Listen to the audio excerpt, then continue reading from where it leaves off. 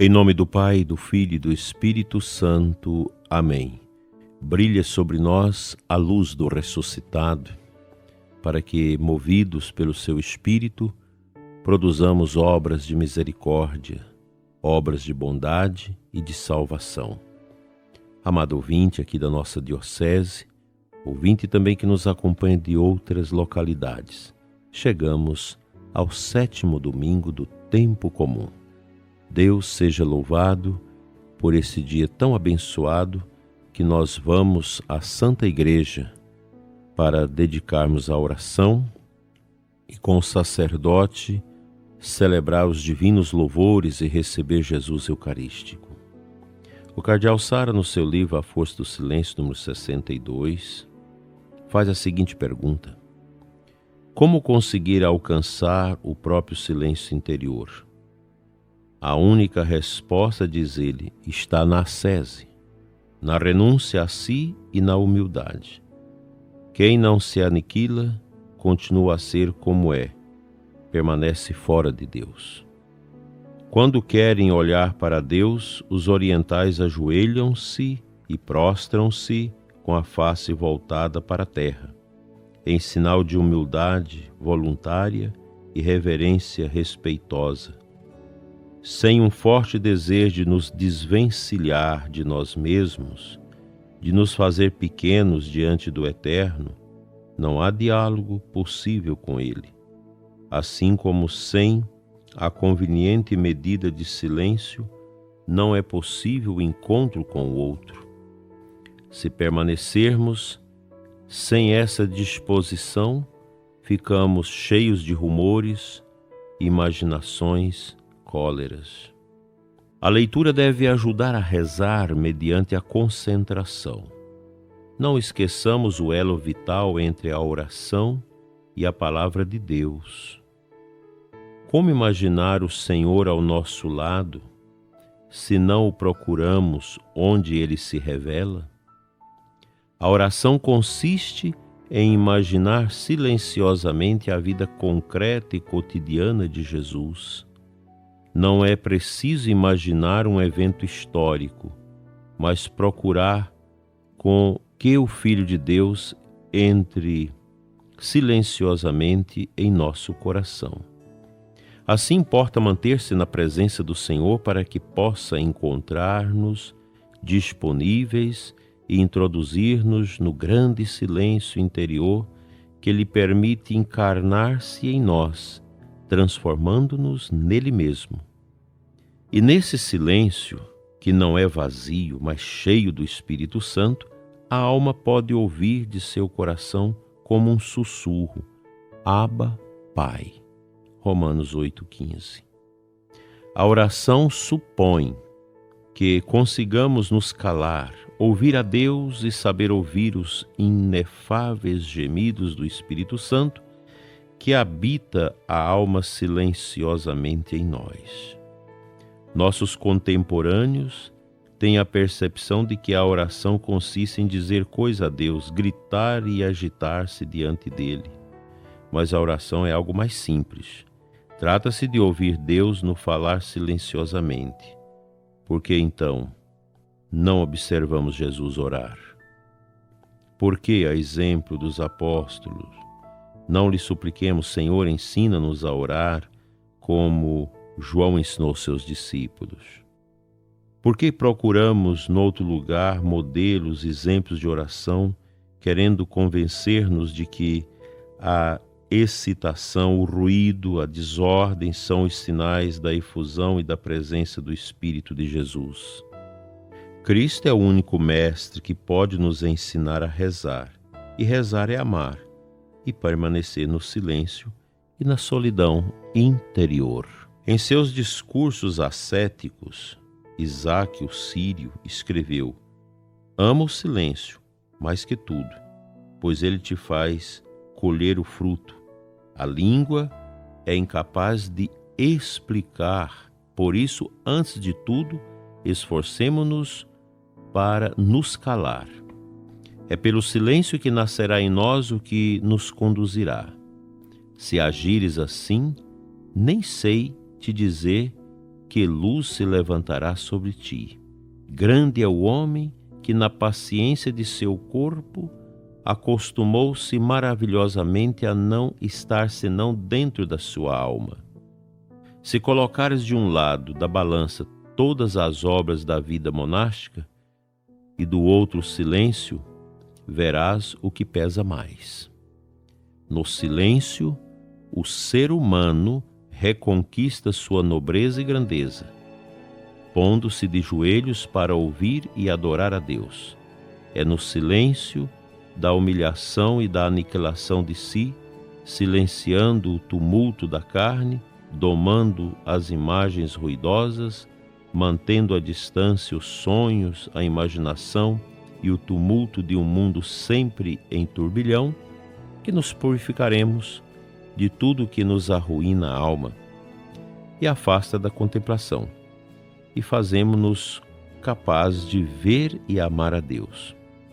Já Plotino, filósofo grego, escrevia em suas Enéadas: para subir à contemplação da alma universal, a alma deve ser digna por sua natureza e nobreza, ter se livrado do erro e se furtado aos objetos que fascinam os olhos das almas comuns, deve estar imersa em profunda contemplação e fazer calar em torno de si não só a agitação do corpo e o tumulto das sensações, mas tudo o que a rodeia. Que tudo se cale, portanto, tanto a terra como o mar, tanto o ar como o próprio céu. Fica para nós essa meditação tão importante, que nos remete a uma palavra lá do início da meditação, ascese. Ascese significa acender-se das suas fraquezas através do sacrifício. É o jejum, é a penitência, é o sacrifício, é a abnegação. Tudo isso faz parte desse conjunto ascético que despreende a nossa vida, a nossa alma, daquelas realidades que não ajudam a orar e a contemplar.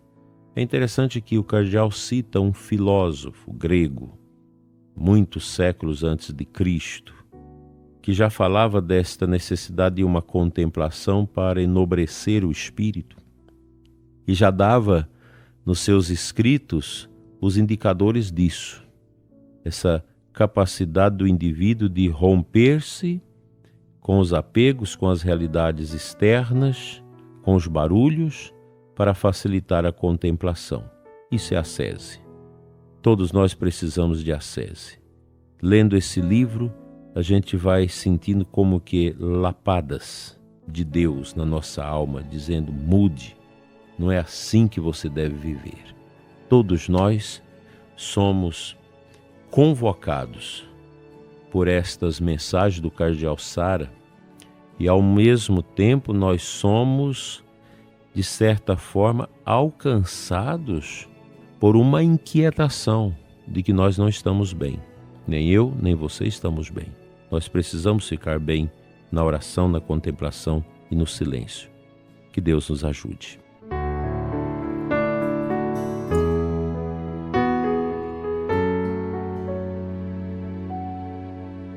Neste 7º domingo do tempo comum, o Evangelho é de Mateus 5, 38 e 48. Nós estamos ainda dentro do Sermão da Montanha. Durante esses vários domingos, nós meditaremos estas exortações maravilhosas de Jesus.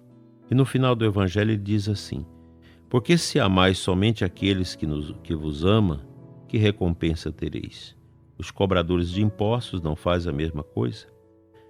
E se saudais somente os vossos irmãos, o que fazeis de extraordinário?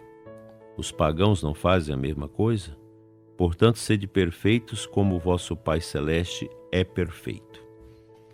A exortação de Jesus, ela é dura, ela é retumbante dentro de nós. Essa sua palavra de que nós precisamos ser perfeitos.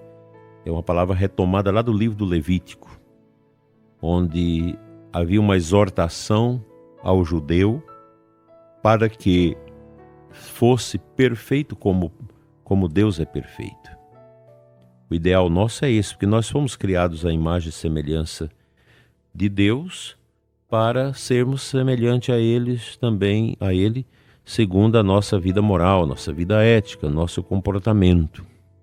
São realidades difíceis que muitos santos fizeram grandes esforços para vivê-las, e para nós não é diferente. O imperativo de Jesus é para mim, é para você: sede santo.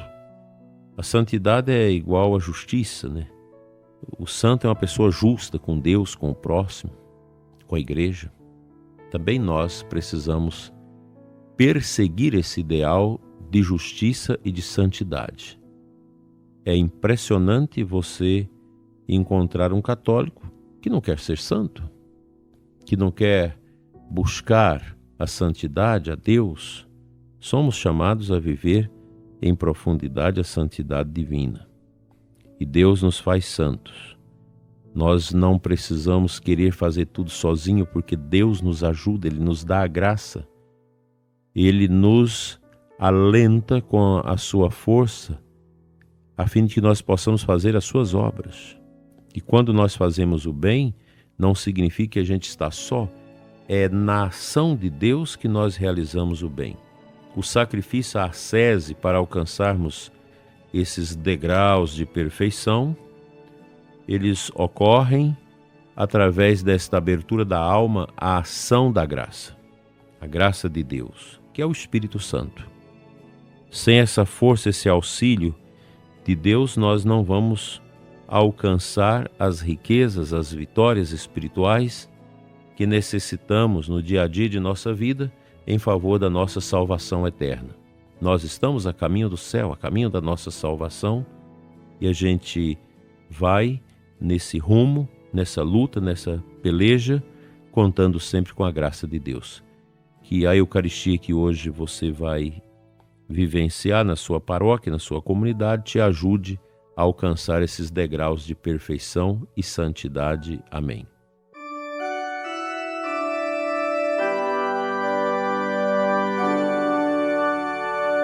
Pai de amor, Deus de misericórdia, nós te adoramos, nós te bendizemos nesta manhã dominical.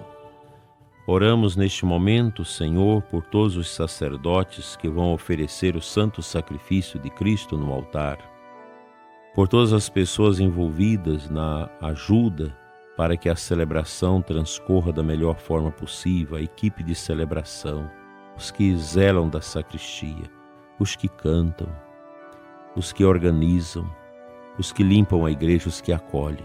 Abençoa, Senhor, todos nós, para que possamos ter um abençoado domingo e uma celebração eucarística riquíssima, que encha o nosso coração de paz e de santa alegria. Assim seja. Amém.